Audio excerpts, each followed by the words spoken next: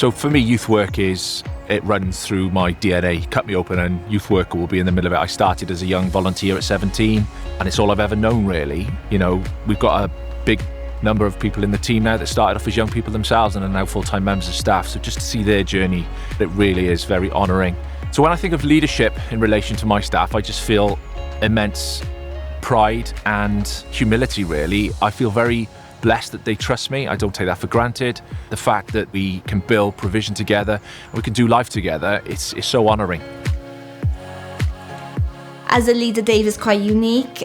His role would involve dealing with external agencies, the wider council department, day-to-day management of people, and it's more about his attitude and his motivation behind things that make him such a unique leader. He shows such care and understanding and patience in everything he does with us.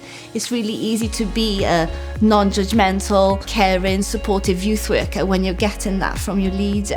I wouldn't, without a shadow of a doubt, not be in my position if I didn't have his guidance and his encouragement to get me through here to where I am today. It's such an honour to have had that mentoring from him, and I count myself very, very lucky. I think not just for me, for a lot of our team and the young people, is just give me self-belief again.